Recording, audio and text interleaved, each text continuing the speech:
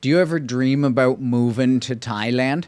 If you do, there's lots of things that you should consider. So in this video, I'm going to go over 10 things to think about before deciding to relocate here.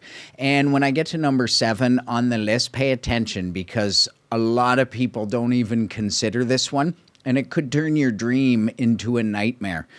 My name is Chris, and I have another YouTube channel, main channel. It's called Retired Working For You.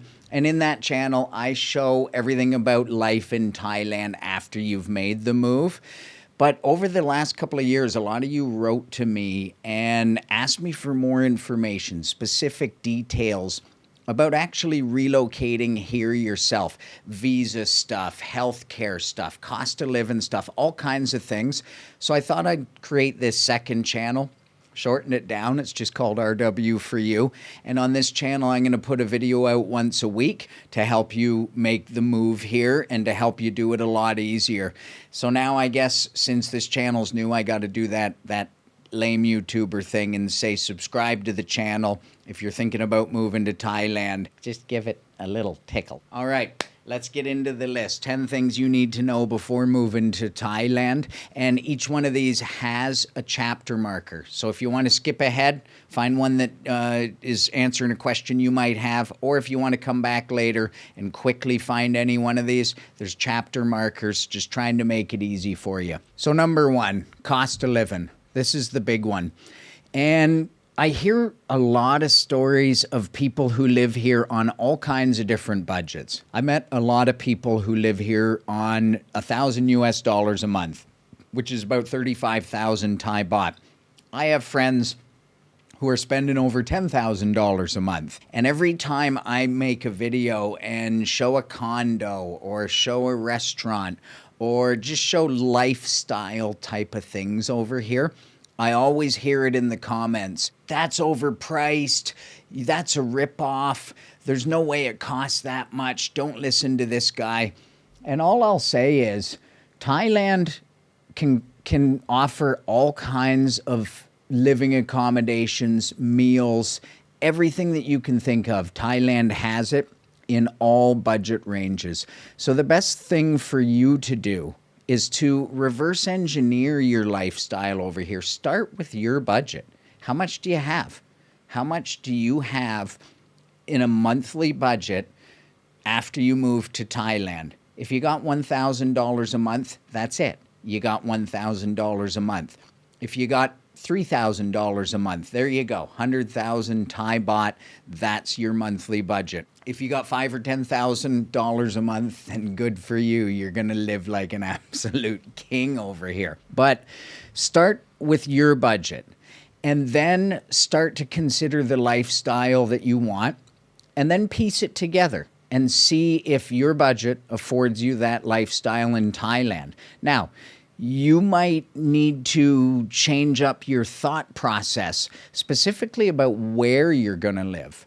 So if you want to live in one of the big islands, Phuket, Koh Samui, those islands generally cost more than I'd say anywhere else in Thailand, to be honest.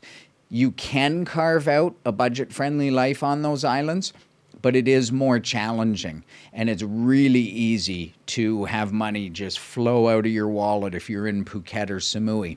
Bangkok, quite reasonable. Chiang Mai is kind of the best of all worlds. Chiang Mai, Hua Hin, these are nice-sized, middle-sized cities that you can live very comfortably on a tighter budget. Pattaya, kind of similar to Bangkok when it comes to cost of living. If you're into the quiet rural life, then guaranteed you can live and stretch that budget a hell of a lot more if you get outside of all of the places I just mentioned and go find a city, town, farm in the farmland, up in the mountains, anywhere outside the main centers of tourism. You're going to save an absolute ton of money. The way I look at it is almost everything that I do feels like about half the price of what it would be in my hometown of Toronto, Canada.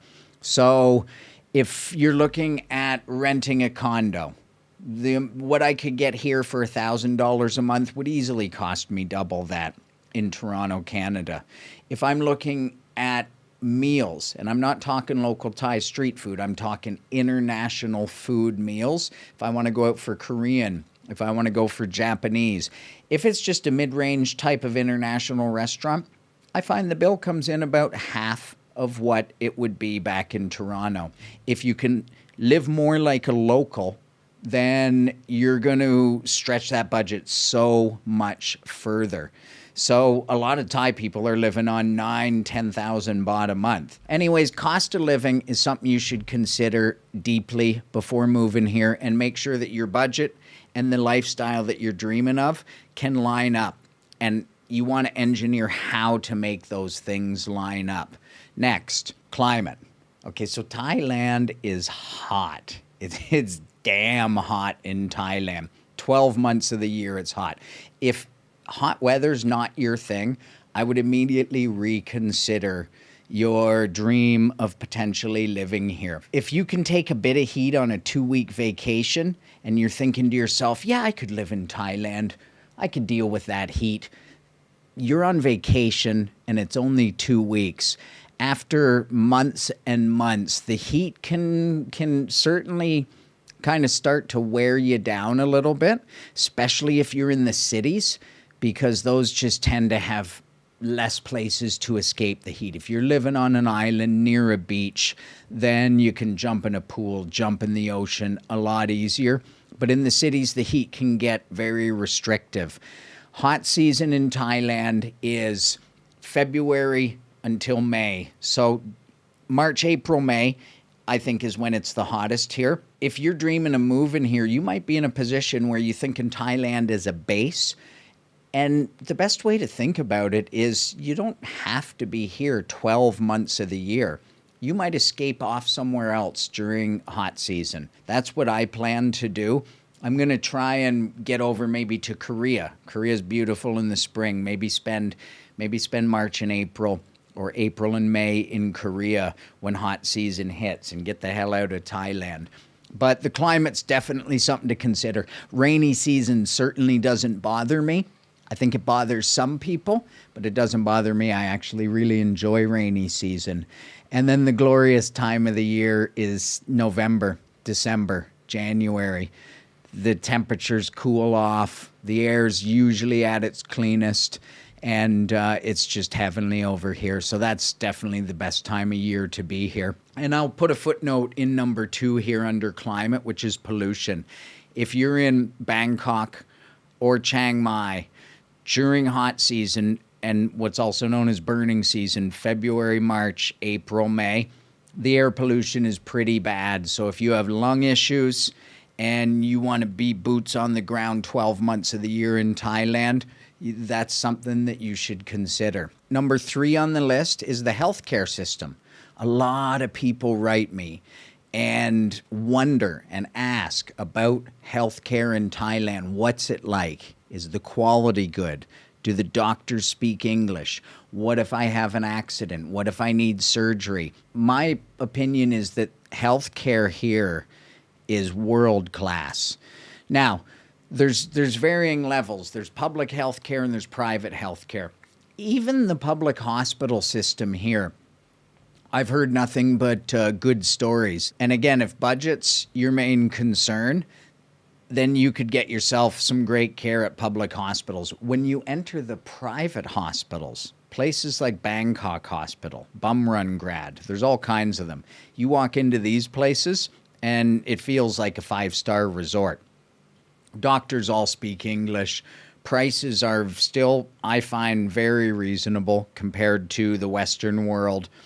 The service, the care, the technology, everything that I've experienced has been world class. It's made me question many a time, what's really first world versus third world. I think a lot of people out there think about Thailand as the third world, and that has some scary connotations to it. You're wondering if you're going to be in some grimy hospital with a doctor who may or may not have a degree. And let me tell you that I'd take healthcare in Thailand over my home country of Canada any day of the week. Dental care is amazing. It's, again, very cheap. You do want to have health insurance. That's something that I would highly recommend. I use a company called Safety Wing. I will leave you a link in the description. They just started this new thing called Nomad Health, and they have a pricing calculator. So if you're curious how much your healthcare would cost if you did move to Thailand, follow the link in the description below, and you just enter your age and a couple of details, and it spits out what your monthly cost for health insurance would be. Number 4 is visa regulations. This is something that Thailand could be better at. For people especially that just want to simplify and retire and move here and basically spend their life savings here in this country, the visa regulations, there's just too many hoops to jump through. So they don't make it easy on you. There's a lot of different visa options that you could consider. Retirement visa. You could get a business visa if you're looking to start a small business here. You can get an educational visa. You need to sign up to a Thai language school that is tied into the educational visa program, the ED visa. They have volunteer visas. And if you're stinking rich, they have what's called the elite visa. And you can just plop down a whole wad of cash, and that one's heavenly. They have introduced what's called a long-term resident visa, and this is kind of a new program, still finding its legs. Very attractive. I think you can get 10-year visas in that program, and it saves you a lot of the red tape, things like 90-day reports. When you have a visa here, you have to file a report with immigration every 90 days, and that's just kind of a pain in the ass, and it feels pointless, really. It's like, what's the point? I got a 1-year visa. Why do I have to file a report every 90 days? Just let me deal with this once a year. The worst part about the visas thing for me that you should consider is every year when your visa comes up, you have to be in Thailand to renew it. I'm lucky because my visa usually comes up every November. And like I said earlier in the climate section, November's glory time here. I want to be in Thailand every single November. But if my visa renewal happened during hot season, it would really suck because I'd have to be in Thailand to take care of that. And it's a bit of a process. You know, it doesn't happen overnight. So that's something to consider before moving here. No matter what, your visa situation can feel daunting. And I've met a lot of people who have come, they've wanted to live in Thailand, and they couldn't figure out the whole visa end of things. So they ended up leaving because of that. And to me, that's surprising.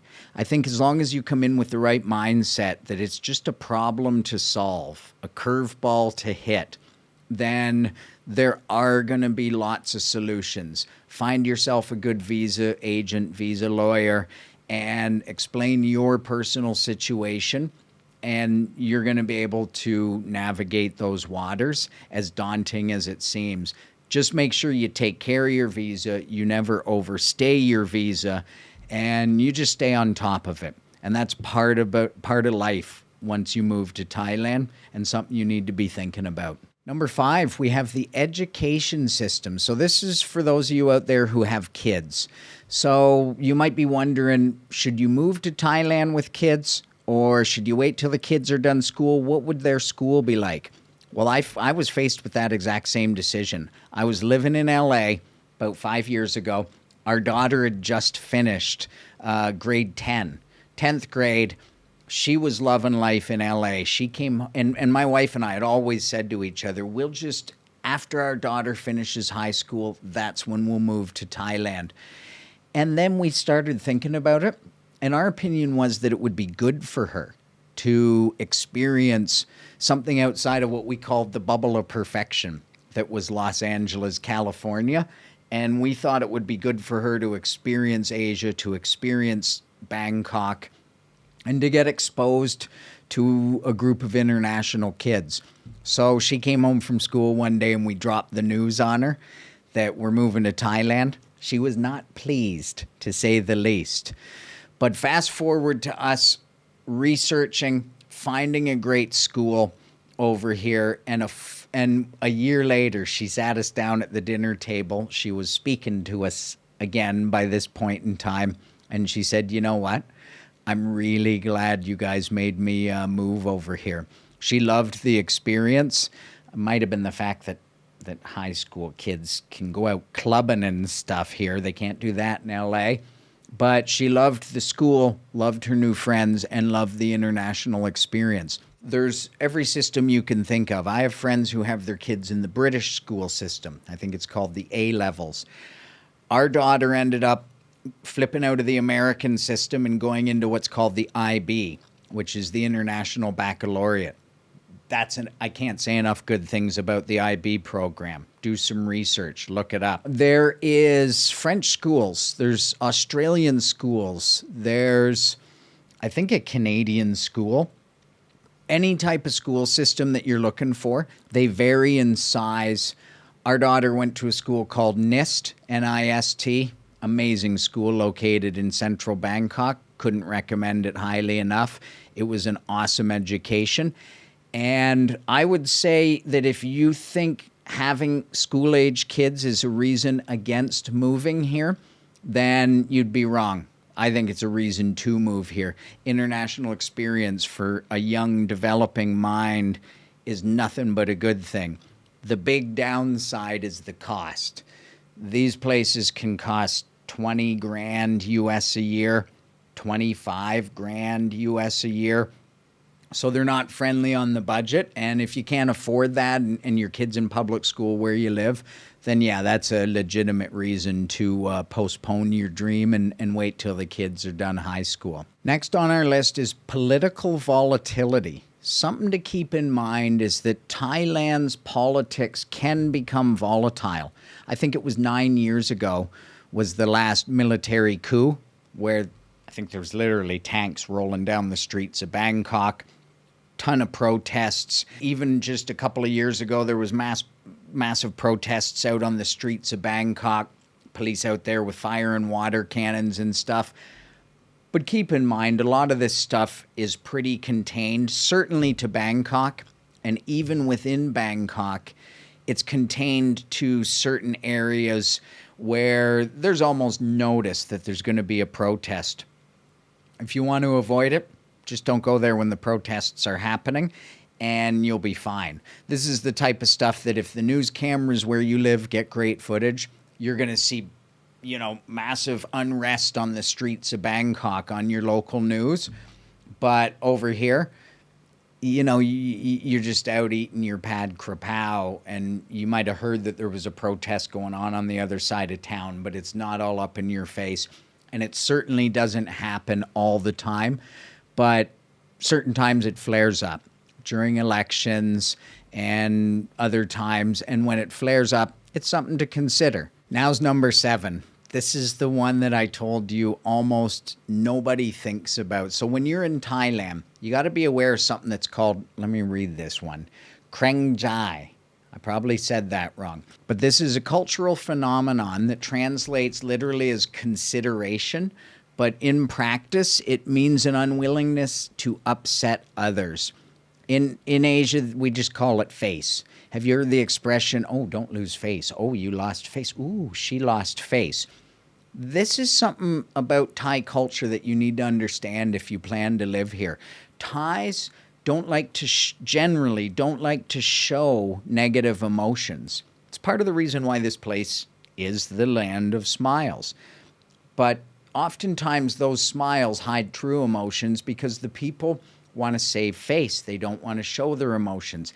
If you're upset with someone in Thailand, you're not as direct as in my home country of Canada or perhaps your home country, wherever you're watching from. You certainly don't start to fly off the handle and go all Karen on the people and start to yell and scream and talk about your rights and demand to see the manager and all that sort of stuff. That would be a bad idea. The best thing to do when it comes to saving face is to understand that it's important here and to respect that. And that means that sometimes it can be frustrating because when Thai people say no, or sorry, when Thai people say yes, it doesn't always mean yes. They don't want to say no. They don't want to ruffle feathers. So this is something that if you don't acknowledge can become very frustrating. And I would imagine it's the root of why a lot of people's dream of living in Thailand turns into a nightmare. There's two camps of expats who live here. Ones who just kind of love to badmouth the place all day about Thailand does this, Thailand's stupid because of this. Oh, you wouldn't believe what happened to me, or look at that idiot. And then there's the other camp, like all of my friends who love living in Thailand, love the Thai people, love almost everything about it, because we've learned to ignore or live with or navigate this whole issue of face. And so I would highly recommend that if you are thinking of moving here, check your Western kind of direct attitude of being very direct, positive or negative, and learn to navigate these Thai waters and do it the way the Thai people do. It results in a much more calm and peaceful existence. You might just go down the path of hating it, but if you think about it the right way, it becomes a draw of living here. So definitely keep number 7 in mind. And number 8, safety. Is Thailand safe?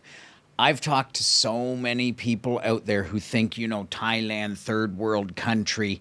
Can I walk out the streets of Bangkok at night, or am I going to get mugged? Am I going to get robbed? Is someone going to drug me and slice me open and take my kidney?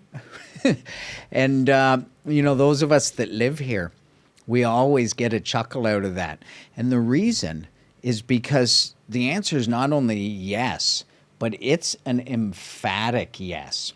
The only other place I've lived where I felt as safe as I do living in Thailand is in Korea. Northeast Asia, Korea, Japan, very, very safe. And Southeast Asia is, I guess, a bit hit or miss. Some countries are safe, some countries you got to mind yourself. Thailand I consider very safe. Now, of course, I'm not saying that Thailand's crime-free. It's a big country. Bangkok's a huge city. Crime does happen. I'm just talking about day to day. How much do you have to worry about it? And I'll tell you this, I've never once walked around the streets of Bangkok, no matter where I am, even if I'm in an unknown neighborhood. I've never once walked around in fear. I could be walking home at 2 a.m. down a side street I've never been on and see a group of shady looking characters, maybe a group of like 30-year-old dudes with tattoos and stuff, tough looking guys. I wouldn't even cross the road to try and avoid them. I'd walk right by them, probably say hello, and if anything, they'd probably ask me to have a drink with them. So yeah, I would think that Thailand and safety is not something that should concern you. And on top of that, you could leave things in restaurants. I've left sunglasses at a restaurant, go back 2 hours later. They're still there. I could leave my wallet on top of a bank machine in the middle of a subway station. And I bet you that if I went back a few hours later, one of two things would have happened. Either the wallet would still be sitting there because no one wanted to take it, or someone found it and returned it, and I'd go talk to the staff working at the subway station, and they would return it to me. So safety, to me, is a big positive of life in Thailand. I wouldn't want to live in a place like I picture the favelas of Brazil or other international destinations that have a lot more safety concerns than anywhere in Thailand. Number 9 is culture and language. We talked about culture when we were talking about face, so let's focus on the Thai language. And the big question is, do you need to speak Thai if you want to live here?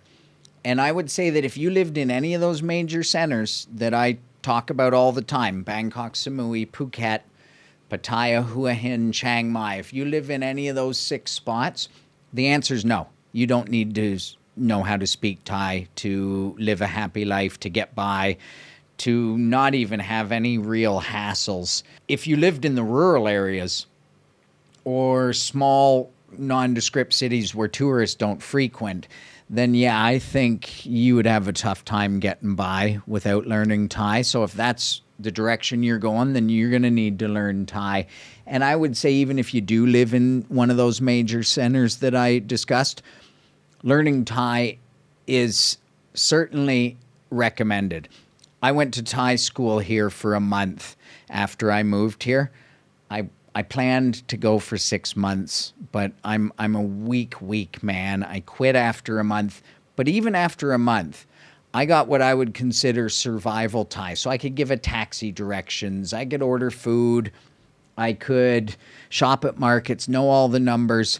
And that made a big difference. So I would highly recommend that you, at the very least, get some survival Thai skills.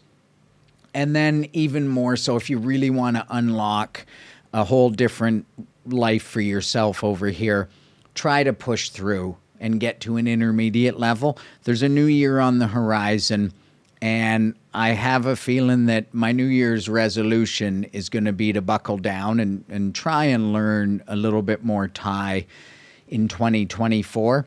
So I really hope to do that, because once you start interacting with the locals and speak Thai with them, everything just gets that much better. So do you need to know how to speak Thai? No. Would it be fun and useful and beneficial to know how to speak some Thai? Hell yeah. And don't be afraid. Just learn a little bit. A little bit goes a long way. And last but not least, number 10, social and expat community. So moving to a country can be scary for a lot of people because of the fear of isolation, the fear of loneliness. So I would start by asking you a question. How social are you? I know two types of people, the types that need to go out almost daily with friends, daily, nightly, very social people. And I know people who'd prefer to just kind of sit at their patio, their balcony, you know, having a drink, watching the sunset, and they don't really have this big desire to constantly socialize.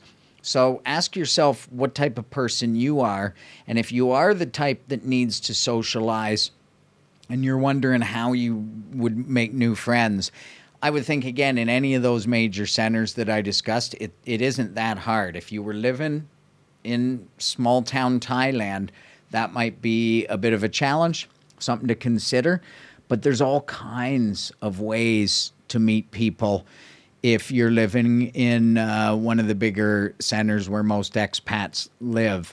And I actually did a whole video on the 4 best ways that I would suggest that you start to make a new friend group if you move to Thailand. So I'll leave a link. You can click on that, watch that video, and drop a comment below. Ask me anything you want about relocating to Thailand, because I'm here to answer your questions and one day convince you to just stop dreaming about it and just do it.